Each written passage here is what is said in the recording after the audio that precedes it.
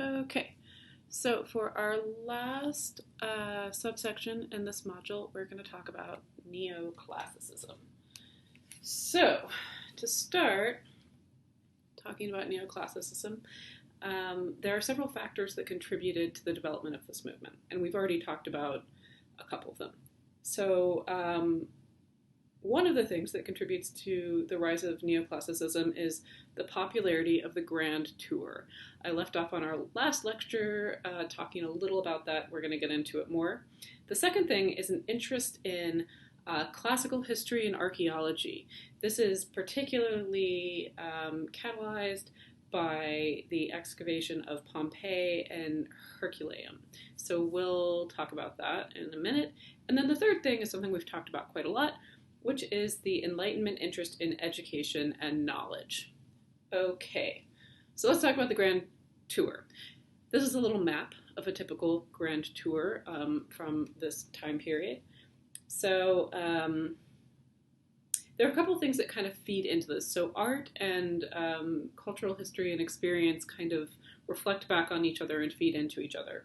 So with the popularity of Rococo painting, with these lush backgrounds that are just beautiful and exotic and have locations like Greek islands and things like this, and also with the landscape details of natural art, which was what we were looking at last time, came this interest in finding the same kind of naturalness as the paintings had in their backgrounds. So, and also with all the Enlightenment developments, the idea is that experiencing things firsthand, where you have a sensory, empirical, observation-based experience of things, is kind of superior than just looking at something in paintings or studying it.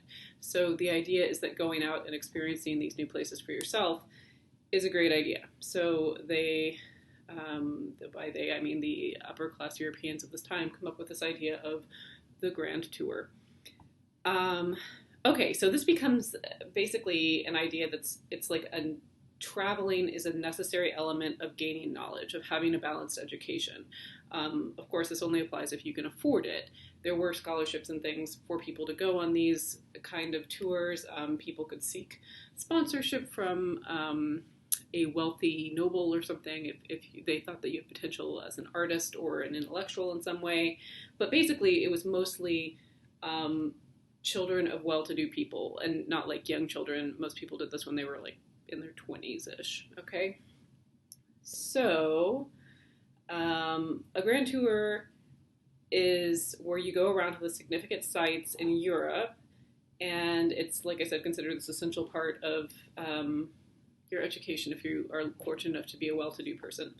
When all these wealthy young people travel to these sites and cities of classical importance, particularly in Italy, the interest in classical art is also kind of peaks, which makes sense. They come back and they're like, oh my gosh, I saw all this incredible sculpture and stuff from antiquity. This is really important.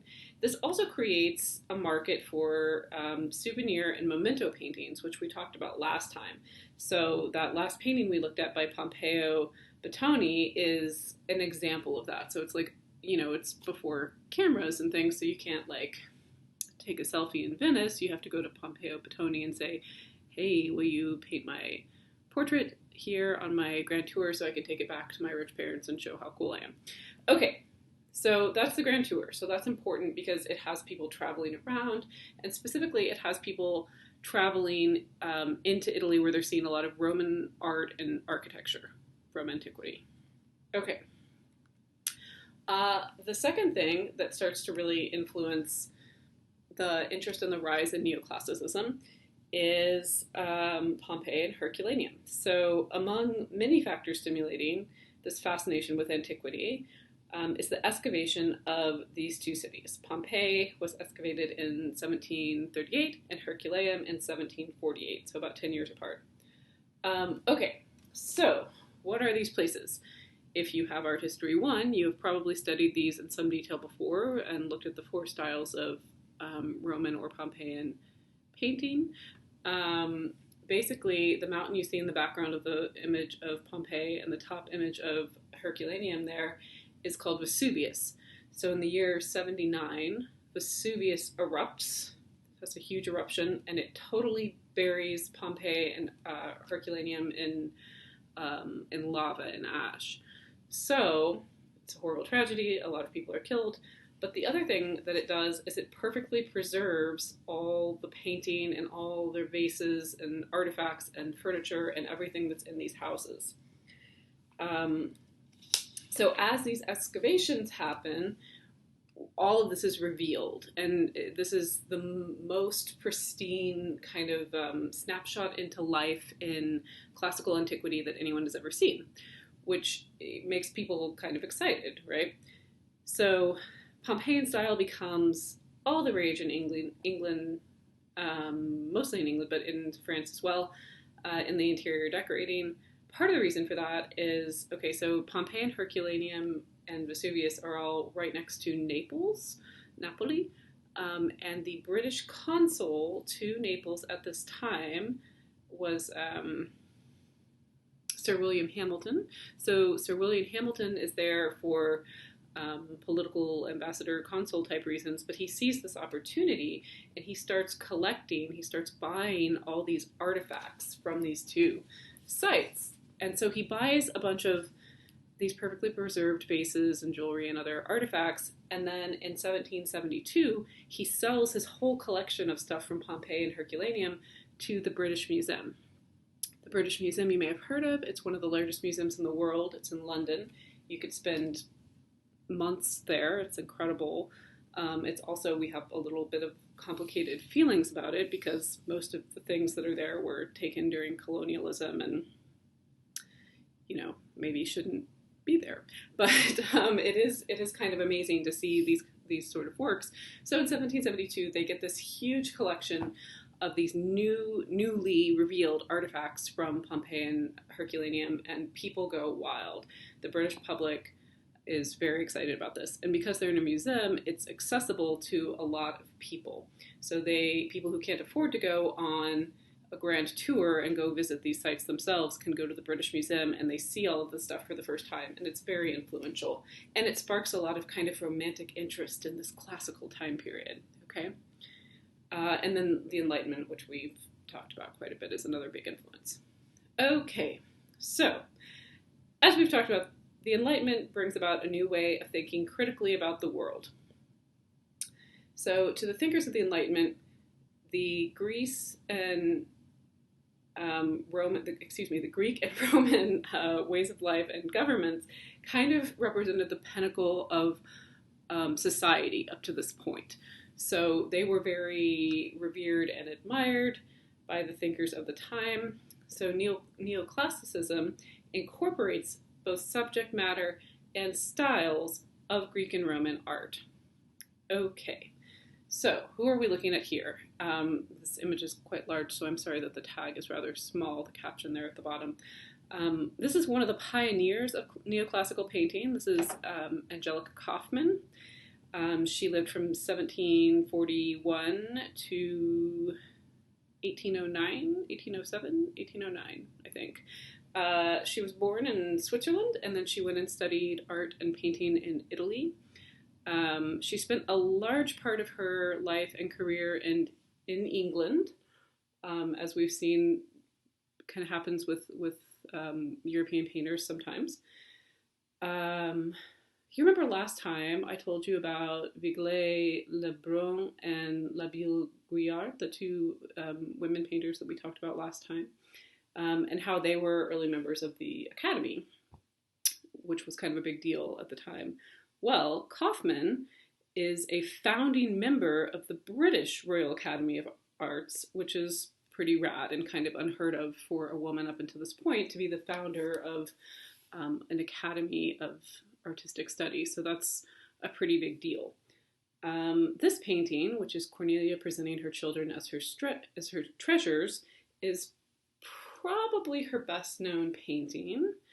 The theme of this painting is, it's really about her virtue. So one of the things in neoclassical painting is a lot of it is to tell of a virtue that's based in Enlightenment thinking or based in the society of the time. So this is from a classical Roman story, but this painting is kind of about Cornelia and her virtue. So in this scene, we have this woman who is in red who's seated, and she's a visitor to Cornelia. So she has come to see her, and she is showing off her jewelry to Cornelia. And she's like, look at my gold, look at my jewels. Let me see your treasures. Share your treasures and jewels with me. And Cornelia, rather than going and getting all her jewelry and showing that off, points to her children and says, my children are my greatest treasure. So that's a very virtuous thing. This in antiquity is called exemplum virtutis, which is an example of virtue. So in Cornelia's case, her children are particularly significant in history. So, you know, she's not wrong. I mean, all of us treasure our children most of the time, especially when they pick up their socks, right? But so her kids are Tiberius and Gaius Gracchus is their name. So you see the alternate title of this down at the bottom is Mother of the Gracchi, which is the plural of Gracchus, which is their last name. So her children go on to be important leaders in the Roman Republic, and they are leaders who campaign for reform of the Roman Republic and have a pretty big role in Roman history. Okay, so these virtue examples are drawn from classical history and literature, and we see them in neoclassical painting quite a lot. For this work, Kaufmann studied ancient statues, and she clothed her models, she painted from models, and she clothed her models in Roman-style costumes. She posed them based on poses of different statues that she had seen. So she looked at a bunch of different classical statues and picked from those the poses of each of her pieces. So it's kind of like she's arranging a bunch of classical statues together to create this composition. She also painted the interior to look sort of Roman, but the architectural setting is pretty sparse and severe, which is typical of neoclassical painting at this time. The composition has the simplicity and the firmness of like a relief carving. So if you've had Art History 1, you know all about relief carving, but when you're looking at a temple, right, and you have the kind of the pediment, which is the triangle part, and you have the columns down here, and then running between the triangle part and the columns, we call that the frieze. So the frieze generally has carved figures on it, and we call that relief carving. So the way this composition is created is reminiscent of relief carving. We have these kind of qualities, because when you look at the way the clothing and everything is draped, you look at the gestures of the hand, you look at how it's a shallow depth. You don't have a lot of depth in the painting. They're all kind of on the same plane with just little bits of them protruding out more. It's very reminiscent of low relief classical frieze painting, and or frieze carving, excuse me. So she definitely had that in mind when she was working on this. Okay. The most famous neoclassical artist, and this is the only neoclassical painter I even remember studying as an undergraduate, and we talked about him quite a lot, is Jacques Louis David. If you've heard of one neoclassical painter, it is probably David. Kaufmann and Meng, which one of you is writing about Meng for your discussion post, they were kind of the pioneers of neoclassical painting and really kind of instigated it and brought it about. But the master, the superstar of neoclassical painting is definitely David. Okay, so interestingly, he's distantly related to Boucher, the Rococo painter that we talked about. He did the Cupid captive painting with Cupid and Venus all naked and looking like a rosy pyramid of flesh in the lush background. If you go back to the Rococo lecture, you can see that. So I think they're like distant cousins or something. I can't remember exactly how they're related, but they're related. So he's a little younger than Boucher, and he kind of studied his relative's work and was looking at that as his first example of painting until he went to study in Rome, and then he becomes very fascinated by classical Roman style. He favored classical art, and then also the Renaissance masters. He was a fan of particularly Michelangelo. So these are kind of his prototypes. He abandons the ideas of Rococo and he starts really focusing on the ideas of classical Roman painting and Renaissance masters. He actually came out and he thought Rococo was artificial taste, is what he called it. I had my kind of life mentor for painting and for art history actually was Tom Parker. And one of his quotes he used to always say was, beware of taste. So beware of something that's trendy at the time, you know, like things like that kind of change. So he called Rococo artificial taste. He didn't think it had any depth. But he loved the perfect form of Greek and Roman art. So he was very interested in this concept of perfect form and looking at natural ratios and the golden mean and things like that as ideas for composition. In 1796, he told a group of his students, he also taught painting, that he worked in a pure Greek style, that he fed his eyes with antique statues. He even imitated them sometimes in his paintings. He said of the Greeks, they thought, and they were right, that in the arts, the way an idea is rendered and expressed is more important than the idea itself, which is kind of a bizarre thing to say when you think about it in some ways. Like he's saying that the form is more important than the content. So he's a little ahead of his time there. When we talk about formalism, which comes about in the 20th century in Clement Greenberg and the theorists who worked on that, we'll come back to this because it's kind of an interesting parallel. He also said to give a body a perfect form to one's thought is what it is to be an artist. So he's taking these ideas from classical scholarship and applying them to his own painting in his present time. Okay. He also believed that paintings of noble and historic events could inspire virtue and patriotism and things like this. So he thought that, though he says that the form is the most important thing, the way the painting is expressed, he also thinks the content is kind of important. He wants his work to inspire progress and virtue. Okay, so let's look at this particular painting, Oath of the Horatii. So this is a story from pre-Republic Rome. Okay, so before Rome was a republic, we are going back pretty far in time for this one. So this particular topic would have been very familiar to his audience because Pierre Corneille had written, I don't remember the name of the play, but he had written a play about it the year before this painting was completed. And that play was very popular in Paris. So not just in the visual arts, but in other media at the time as well, this idea of Neoclassicism was a big thing. So there were playwrights and authors and people who were making work based on these stories from classical literature, like this one. Okay, so what's the story? The story is that Rome and Alba are two different cities, and they are fighting. They have been battling, and finally their leaders are like, okay, here's what we're going to do. Instead of continuing to fight each other with our armies and everything, we're going to take 3 champions from each city, and those guys are going to duke it out, and that's going to be the end of it. So the encounters between those 2 sets of 3 are going to figure out what happens to everybody.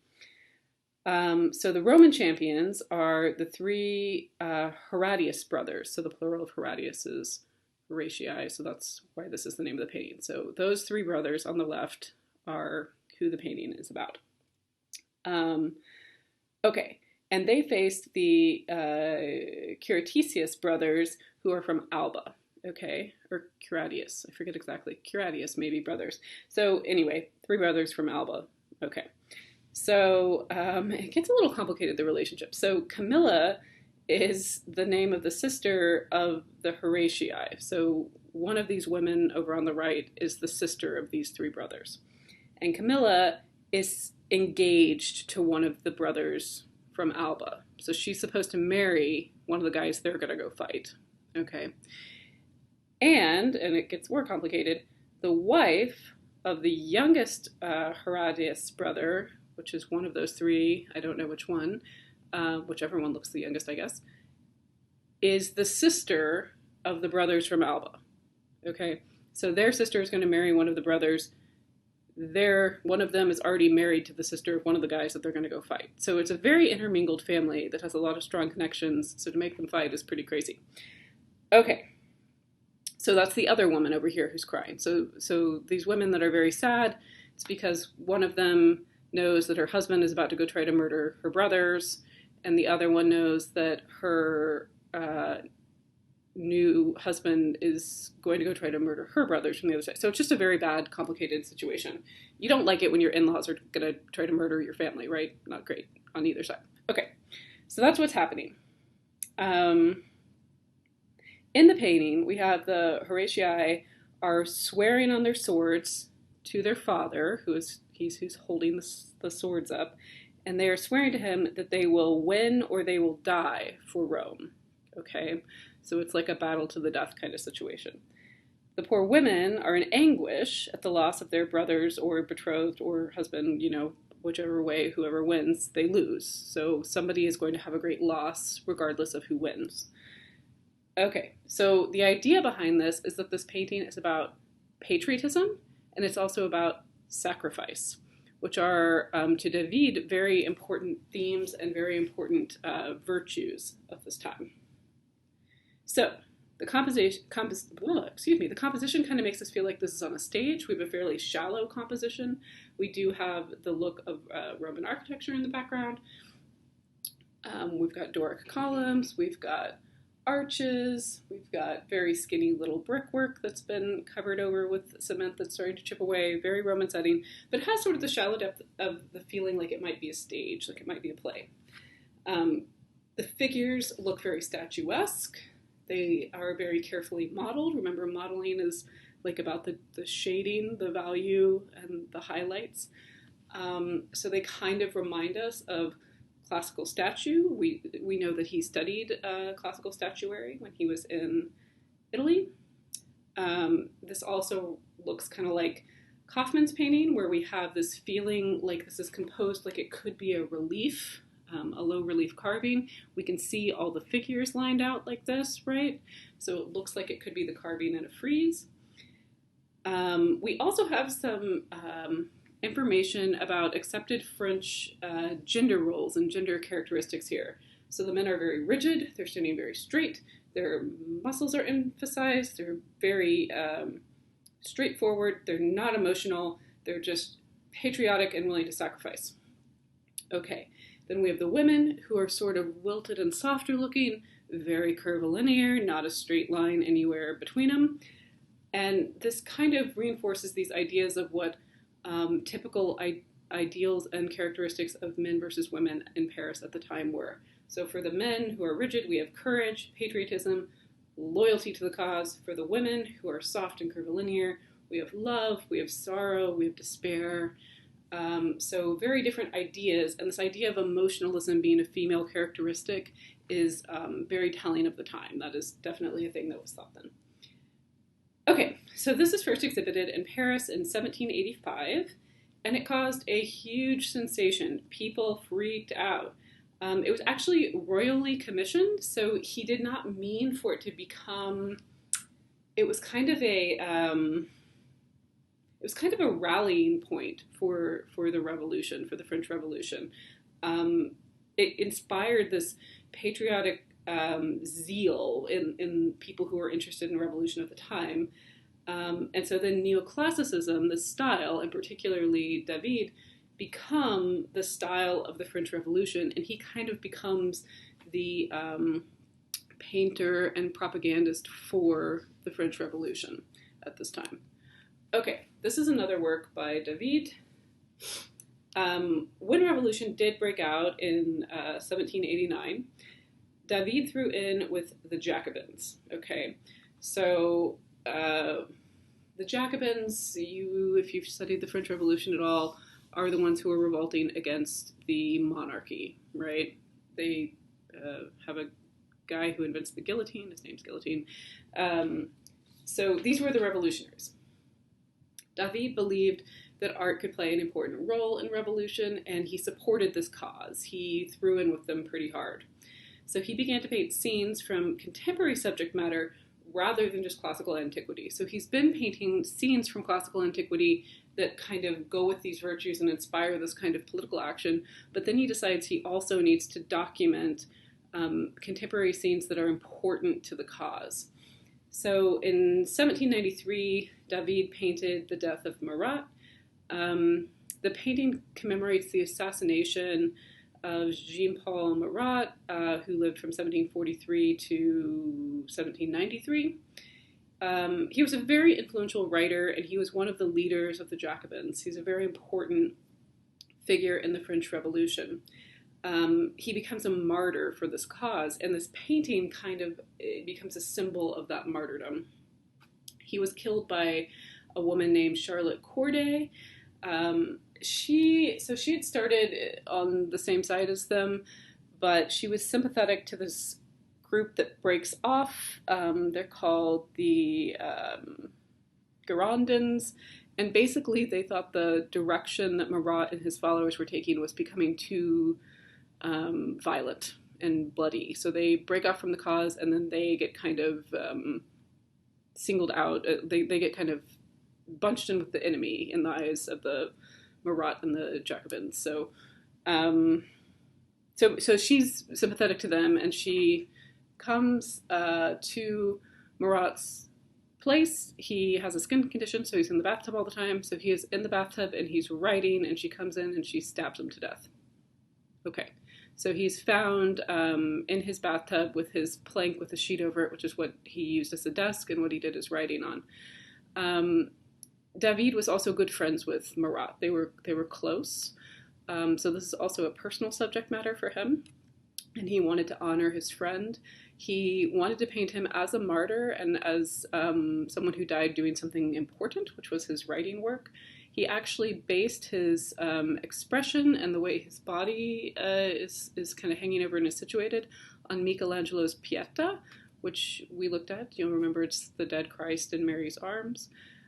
So he very consciously modeled this after that. He also has his writing implements. He has the letter that Charlotte used to get access to Marat. She had a letter saying that she was supposed to come in to deliver a message to him. And if you notice the little table where his inkwell and quill are sitting, it says Marat David, which means to Marat David. So it's kind of sending the message the way he signs it, that this is for his friend. That also looks a little bit like a tombstone, right?